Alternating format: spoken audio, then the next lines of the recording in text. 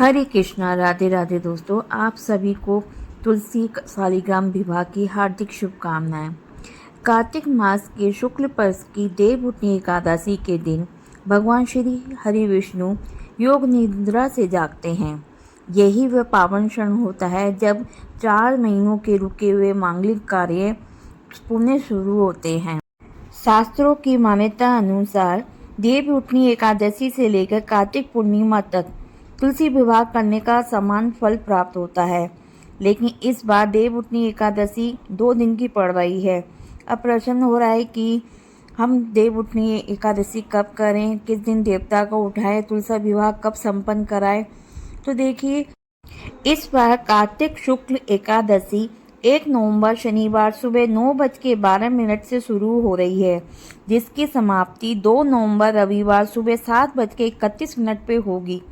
एकादशी तिथि 2 दिन रहने के कारण इस बार दोनों ही दिन हम व्रत कर सकते हैं, लेकिन सूर्योदय के अनुसार हमें, अगर हम व्रत करते हैं तो हमें 2 तारीख को करना चाहिए, क्योंकि वो द्वादशी युक्त एकादशी है। द्वादशी युक्त एकादशी करना बहुत ही अच्छा होता है 10वीं युक्त एकादशी की वजह। तो हम जिस दिन व्रत कर रहे हैं उसी दिन हम देव उठा सकते हैं। अगर आप 1 तारीख को उठाना चाहें तो आप 1 तारीख को भी उठा सकते हैं संध्या काल के समय में। जिस दिन आप देव उठाएं उसी दिन हम तुलसी विवाह भी उसी दिन करवाएंगे।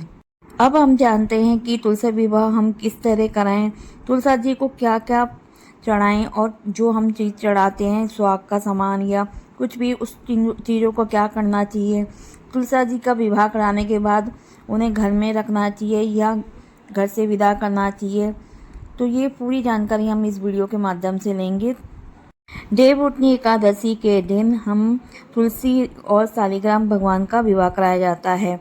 तो देखिए, सभी के पास शालिग्राम भगवान नहीं होते, तो आप भगवान विष्णु की फ़ोटो या भगवान कृष्ण की मूर्ति अगर आपके घर में है, या लड्डू गोपाल, तो आप उनके साथ भी तुलसी विवाह का करवा सकते हैं। तुलसी विवाह गोधूली बेला के समय कराना बहुत अच्छा रहता है। तो हम संध्या के समय 5:30 बजे से लेकर 8 बजे तक तुलसी विवाह करा सकते हैं। तुलसी विवाह से पहले हम देव उठाते हैं, तो हम या तो 1 तारीख को कर रहे हैं तो 1 तारीख को उठाएंगे, और 2 तारीख को कर रहे हैं तो 2 तारीख को उठाएंगे। जिस समय शुभ मुहूर्त होगा पूजा का, उस समय हम पूजा शुरू कर देंगे। पूजा करने से पहले हम सभी सामग्री जो तुलसी विवाह के समय में ज़रूरत है वो सब इकट्ठी करके रख लेंगे, क्योंकि जब हम पूजा करने बैठते हैं तो फिर बार-बार में उठा नहीं जाता पूजा को छोड़ के, इसलिए सब सामग्री हम इकट्ठा कर लेंगे। जैसे तुलसी जी को ओढ़ाने के लिए चुनरी, शालिग्राम का दुपट्टा, माता के 16 श्रृंगार, मूली, कलावा, अक्षत की जगह हम तिल लेंगे, क्योंकि इस दिन एकादशी है। और धूप, दीप, माला, वरमाला के रूप में 2 माला लेंगे। और भोग के लिए इस दिन सिंघाड़ा, जो मौसमी फल है वो लेंगे, फल लेंगे, और शकरकंदी का मीठा फल का जो हलवा सा है वो बनाते हैं। हम तुलसी जी का विवाह करा रहे हैं, जैसे हमारे घर में और विवाह होते हैं तो हम मेहंदी वगैरह लगाते हैं, इसी प्रकार 1 दिन पहले हम अपने हाथों में मेहंदी लगवा लेंगे, और एकादशी वाले दिन सुबह सूर्योदय के साथ में उठ जाएंगे और नहा धो के अपने नित्यक्रम करके पूजा पाठ करेंगे। तुलसी जी की पूजा पाठ करेंगे, उनकी आपकी श्रद्धा अनुसार 108 या 8 परिक्रमा करेंगे, दीपदान करेंगे। इसके बाद में लाल, पीली, गुलाबी रंग की साड़ी पहनेंगे और 16 श्रृंगार करेंगे। इसके बाद में हम अपने घर के देवता को उठाएंगे। उसके बाद में तुलसी विवाह का काम करेंगे। तुलसी जी का विवाह आप घर के आंगन या छत या अपने घर के मंदिर के पास में कहीं भी कर सकते हैं। इसके लिए आप पहले उस जगह को स्वच्छ करें जहाँ पर आप ये विवाह संपन्न करना चाह रहे हैं, गंगा जल का छींटा डाल के।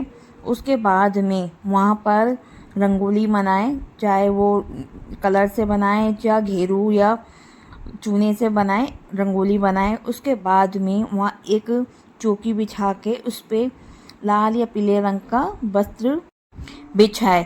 इसके बाद में एक पानी से भरा हुआ लोटा लेंगे, लोटे के नीचे अक्षत की जगह हम तिल रखेंगे, क्योंकि इस दिन एकादशी वाले दिन चावल के हाथ नहीं लगाना, तो तिल रखेंगे, सफ़ेद वाले तिल या फिर फूल रखेंगे। उसके बाद में पानी से भरा लोटा रखेंगे, उसके अंदर एक हल्दी और एक सिक्का डाल देंगे और एक पतासा डाल देंगे। फिर इसके ऊपर अशोक का पत्ता या आम का पत्ता रख देंगे।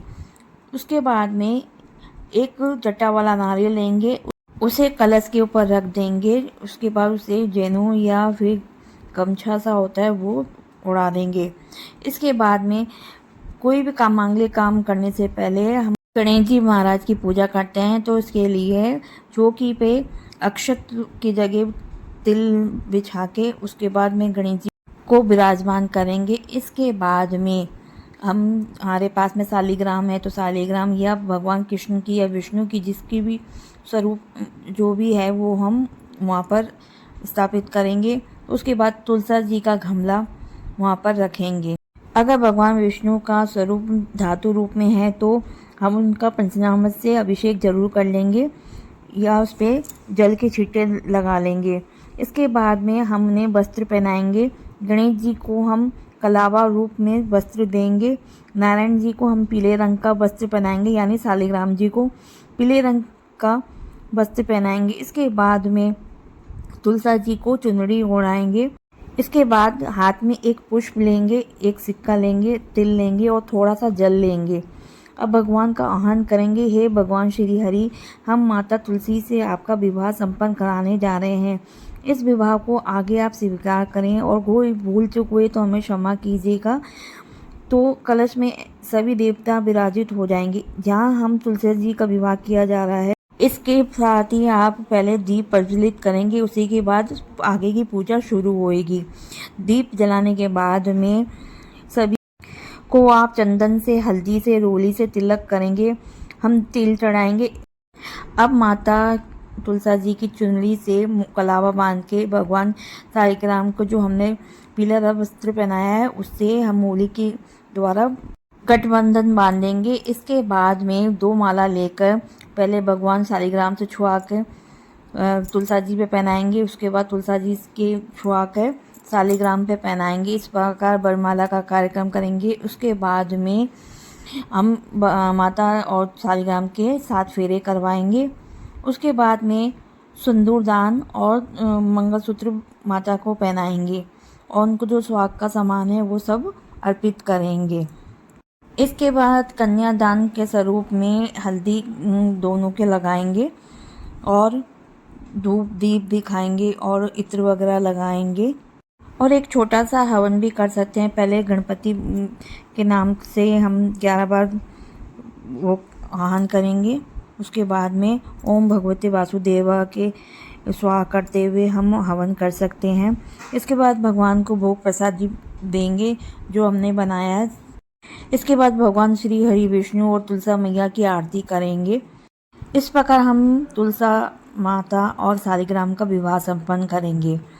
अब हम बात करते हैं जो माता रानी को जो हम सामान चढ़ाते हैं और तुलसा मैया को विवाह के बाद क्या घर में रखें या कहीं मंदिर में दें। तो ऐसा है कि अगर आपके घर की तुलसा जी है और आपके ही सालीग्राम है तो आप इन्हें घर में रखें।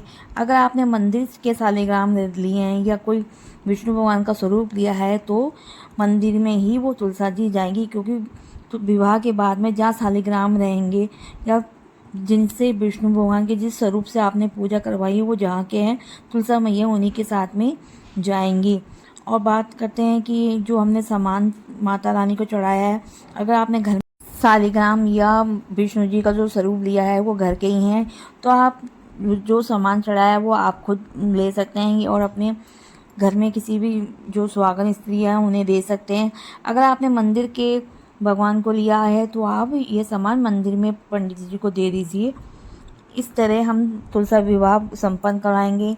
अगर आपको ये वीडियो अच्छी लगे तो वीडियो को शेयर और लाइक करना ना भूलें। मेरे चैनल पे नए हैं तो मेरे चैनल को सब्सक्राइब कीजिएगा, बेल आइकन को क्लिक ज़रूर करिएगा और कमेंट में श्री हरि विष्णु जय माता तुलसा अवश्य लिखें। धन्यवाद।